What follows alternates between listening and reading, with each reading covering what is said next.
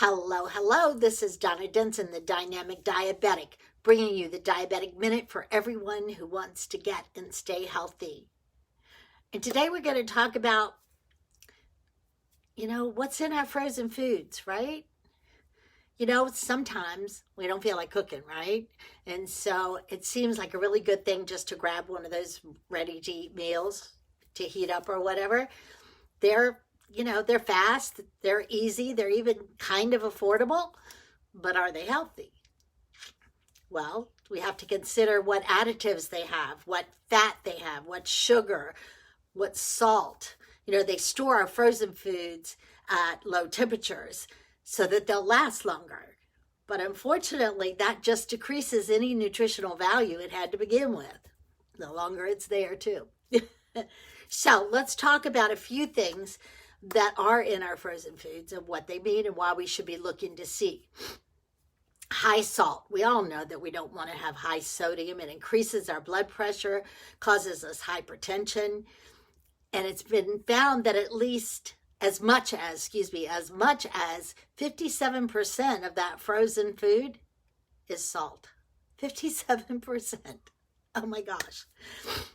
Number 2, MSG. You've heard about MSG. Some people have terrible reactions to that. That's monosodium glutamate additives, okay? And it gives food better flavor, but the side effects can be headaches, throat swelling, sweats, allergic reactions. There are some people who just can't have it at all. So anything that does all that, no. That's probably not good for us either, right? Probably not healthy. And then we have hydrogenated oils and trans fats, right? We have a lot of that kind of thing. Those saturated fats we know are bad for our body, right? It damages our cells, it damages our arteries, and it causes us heart issues. High cholesterol. None of that sounds too good either. But up to 52% of ingredients are hydrogenated oils or trans fats in those frozen foods. This is why labels are important, guys. We've got to be looking at the labels so we know. And then we have different chemicals, right? Synthetic chemicals. And there are like 2,000 chemicals and additives that are used to process food. Not all at one time. But many of those 2,000 are not even tested by the FDA, okay? And they can cause rapid heartbeat, drowsiness, chest pain, and numbness. They're hard for your body to digest. So we want to know what those chemicals are. We want to know what's in those foods. Hidden sugars. This is obvious, right? Up to 75% of ingredients can be hidden sugars. They're added usually as starch, to add texture to the food, but our body converts that starch right into sugar. So very bad for us. And number 6, dangerous bacterial contamination.